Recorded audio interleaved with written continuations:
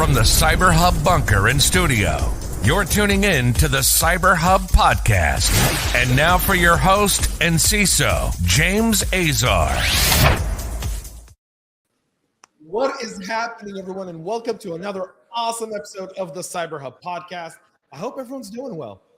Yeah, me too. It's great to be back on the show, James. But it's great to have you here, Mr. McQuiggan. It's absolutely magnificent. How you doing today, buddy? You know, I gotta admit, this just drives me nuts. Where are you going? Mr. McQuiggan, where'd you go? Did we lose Mr. McQuiggan? Mr. McQuiggan, where'd you go? I'm right here! In-house, in-person. Welcome to the CyberHub bunker and studio, Mr. McQuiggan. This is certainly quite the bunker you've got here, Mr. Azar. It is a magnificent bunker. Welcome, everyone. Good morning. Wrapping up this week, March 10th, 2022. Can you believe it? It's almost end of,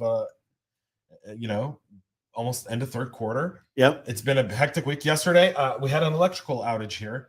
That outage resulted in me not being able to do a show.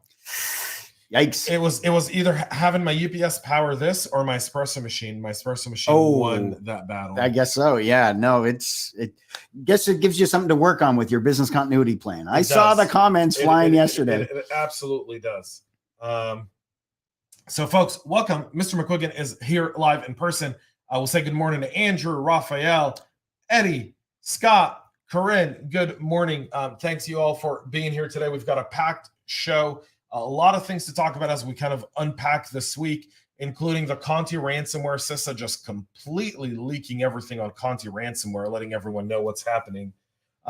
We've got the new variant of Spectre. We've got APT-41.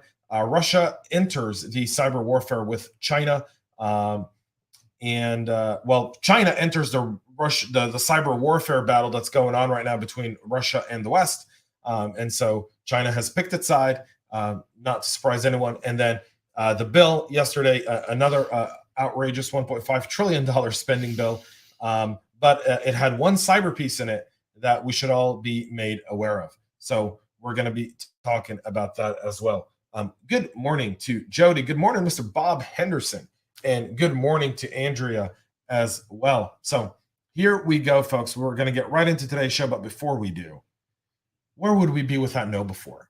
Their support for the show would not be possible. I mean, he's wearing the shirt, right? Yep. So Know Before's got that. But then the tradition that you started, Mr. McQuiggan, the coffee cup cheers was your line. You were like, James, you should do coffee cup cheers. And I was like, I'm going to steal it from you. But I always credit you with it. Oh, I know. But it's always good. Double espresso. You've got a Dunkin' Donuts coffee, right? I got Dunkin' Donuts. I don't have my Tim Hortons because they don't have them here in Georgia. So it's because we know better. Oh. We know better than Tim Hortons. We do know better than Tim Hortons. I'm sorry. It's just it's the truth. We know better than Tim Hortons. All right.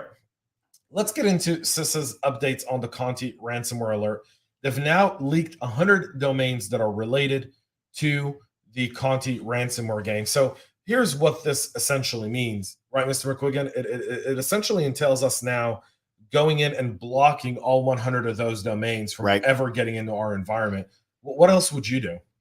Well, I'm always going to take the human element aspect of it. But honestly, coming with regards to the domains, that's going to be your one part of your threat intelligence to go through, make sure you're updating your firewalls, rejecting those domains from coming through. But also, and there we go, all those different domains that are out there. But certainly get those on the block list, deny list, and make sure that those aren't coming through. But it's really interesting to see these 100 different domains that they had set up for that, because basically as you block one, well, then they've got another 99 more to go. So this is, you got to imagine the other ransomware groups that are out there are following a similar suit or even have even more. Correct. Yeah. I mean, these are a list of a bunch of different domains, and they're different from the hundreds that the Ukrainian researchers leaked from the Azar backdoor infection. This has been one of the more interesting aspects of this one for me, right? Typically, we've known the Russian and the Ukrainians almost work together. Right. And now the Ukrainians are like, oh, you want to invade my country? Okay, I'll show you. And they're just taking the Russians to school on this stuff, kind of enjoying it a little bit. The Spectre attack is actually bypassing Intel and ARM hardware mitigation. So This one comes out of the University of Vrije in Amsterdam. And they've demonstrated that the new Spectre attack variant can bypass hardware mitigations that were recently implemented by both Intel and ARM. For those, you guys remember Spectre and Meltdown vulnerabilities? This was pre-COVID 2018 when we were all just still having a good time. Well, now they've found that actually those mitigations aren't really long-term mitigations, and that the Spectre vulnerability was still found. Now Spectre V2 or Spectre BTI, the branch target injection, which affects CPU makers like Intel and ARM, has been developing hardware mitigations to prevent those exploits. However, researchers this week disclosed the details of what they've described as an extension of Spectre V2, the new variant of the branched history injection, PHI, Spectre BHB, bypasses those hardware mitigations. Another slightly different variant uncovered by the researchers is called the intra-mode BTI, and those mitigation work as intended, but the residual attack surface is much more significant than vendors originally assumed. So there's a video on this on YouTube. All the stories are in the show links. Mr. McQuiggan, we're never going to get rid of Spectre. No, I don't think so. With regards to, Spectre and, we even think back with Heartbleed, all those. But here we've got the advisory out there already. It's got a rating of medium. I will admit, I haven't had a chance to fully dive deep into it. I am going to watch that YouTube video. But with regards to this one, you certainly want to make sure you're running this through your vulnerability management programs, your risk management, looking at, what kind of impact it's going to have with the CPUs that are out there. Is it a physical access only, or is it something they can execute remotely? So. Yeah, indeed. We'll go to APT41 Spies. So China's still on the move, doing what China does. They've broken into 6 U.S. state networks through a Livestock app. Just showing you how indiscriminate this is. They've used the poor livestock as a vector for cyber attacks. So the China-affiliated state-sponsored threat actor used Log4j and zero-day bugs in the USA herds animal tracking software to hack multiple government networks. The app used by farmers to speed their response to disease and other threats to livestock, which is essentially the security of our food supply, folks. That's why you've always got beef in the supermarket or anywhere you go. Has itself become an infection vector in the cyber perspective. So while we're trying to prevent infections to livestock, we've infected our own computer system. This is a report published by Mandiant, who this week shocked the world by selling. Described a prolonged incursion conducted by APT41. They detected the activity in May of 2021, tracked it through last month, observing the spy group pry open vulnerable internet-facing web apps that were often written in ASP.NET. Wow, that's an old language too, man. So the goals are unknown, although they were exfiltrating PII. They could be using this to track any issues with U.S. livestock. They could be using this to create this as an entry level to a greater attack. What are your thoughts on this one, Mr. McQuiggan? With regards to, targeting this one, I think I have to imagine, and this is, excuse me, as I talk with my students, we're always looking, using Shodan that's out there, the Google of internet connected devices, and they're always looking, web applications, and they're looking for weaknesses and things they can get into. I have a feeling they didn't care what they were getting into once they discovered that, hey, we've got livestock. This is getting connected back to other systems. Their hope is if they can get into it, they're going to get into it. And, the fact that it was discovered from, what was it, March of last year to March of now. I couldn't tell from the article whether or not they discovered that it started in March or they've been monitoring it because they saw them in March. Yeah, that's one of those, man. It's because you discover something like this, you don't really know the full impact of it, but it's significant. Yeah, it really is. Russian government sites were hacked in a supply chain attack. Russia tomorrow, by the way, is cutting off its entire internet from the rest of the world. Wow. Russia has given all of the Russian companies until March 11th to comply with an order to send them their network infrastructure and register their domains within the Russian DNS server system. Okay. And they're going to be shutting down Russia to the rest of the world's internet. Wow. Essentially doing the disconnection that Putin tested in December of last year is now going into full effect. this is because of the ongoing attacks. I mean, you can see this Yep. one. This was a Russian government website, and the propaganda. Putin is losing the propaganda war internally, protests that are going on in Russia. And so now they're cutting off the internet, and just shows you just how dangerous this thing is, man. Yeah, it certainly is. And you know, I mean, we've looked at China for so many years and their great cyber firewall, right? So, you know, now here's Putin. He's going to disconnect the world from Russia.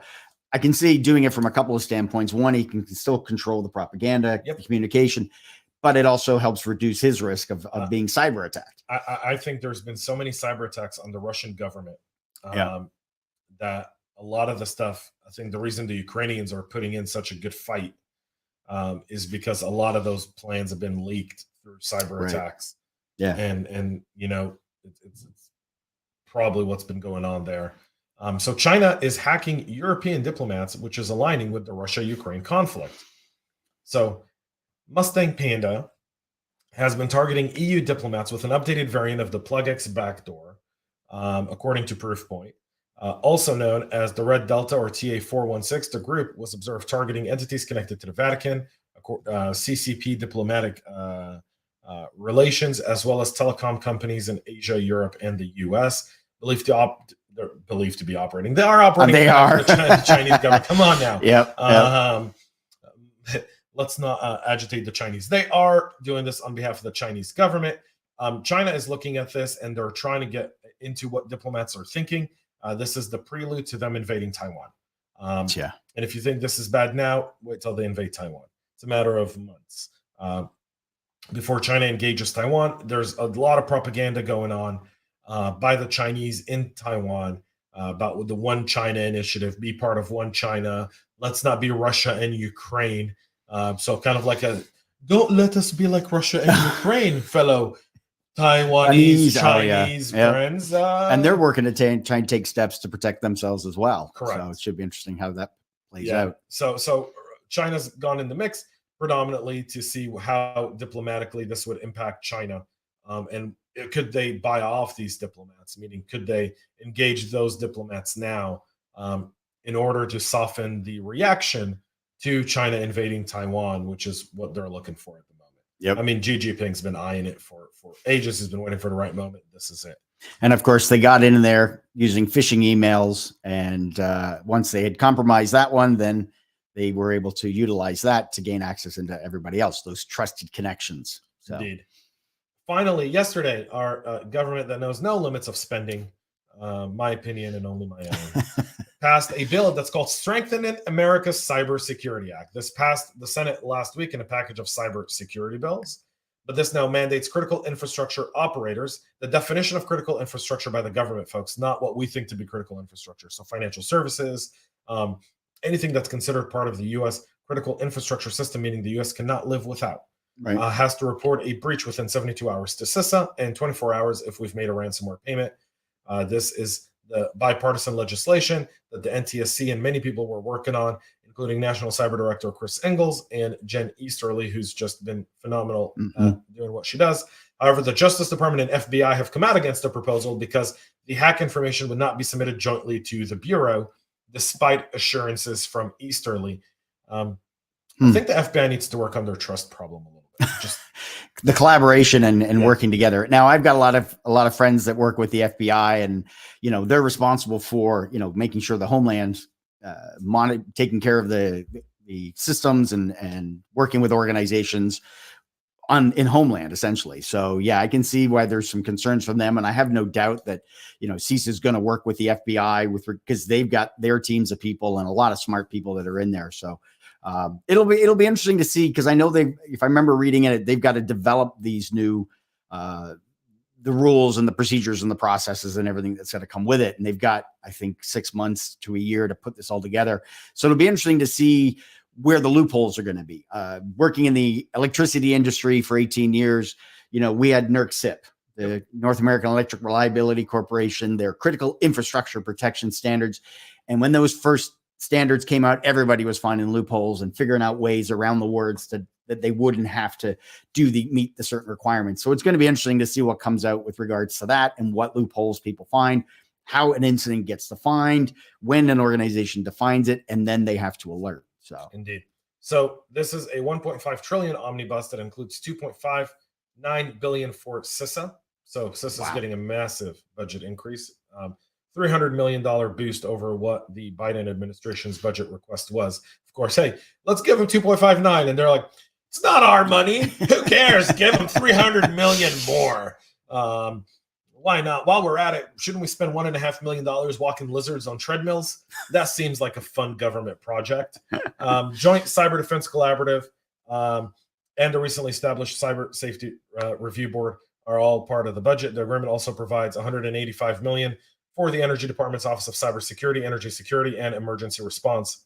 You know, I read through the bill and I was looking for keywords like training, awareness, culture. Doesn't exist. Not a lot. No. They recognize that it needs to be done, but there isn't a lot there. Yeah. So hopefully we'll get some more. Scott, so in theory, all the C2 calls will fail back to the .ru starting tomorrow. Yes, and effectively you won't be able to access anything outside of Russia, and anyone in Russia will be able to access a .com. It'll all be a .ru domain names. That's be the only thing that's available in Russia. So interesting nonetheless. Mr. McQuiggan, it's great to have you here in person. It's great to be here in person. You know, good to see you. I love having guests on the show because I get to finish my espresso while we're in the show. Oh, well, there you go. Okay. Oh, because you're not when always I'm alone, one. I can't drink. You can't drink. I can't. So I can't do it. So folks, that's it for our show today. We'll be back Monday with a lot more. Mr. McQuiggan in person. It's so nice. I haven't had someone in my studio in like 2 years. And last time I saw Mr. McQuiggan was literally 2 years ago. 2 years, this month. RSA. Yep. We actually have our picture together. Yeah. We've got one with Yella too, but Yella's really tall. So like, you know, like you don't see Yella's face in it, right? It's kind of like his chest, and then it's me and Mr. McQuiggan. But shout out to everyone for tuning in today. Thank you so much. Please make sure to subscribe. Make sure to go and check out Know Before as well. The audio podcast will be live in just a little bit as well, so you can listen to that. Till then, have a great rest of your day, folks, and stay cyber safe. We love feedback, so make sure to connect with us on social media and subscribe to our podcast on your favorite podcast listening platform.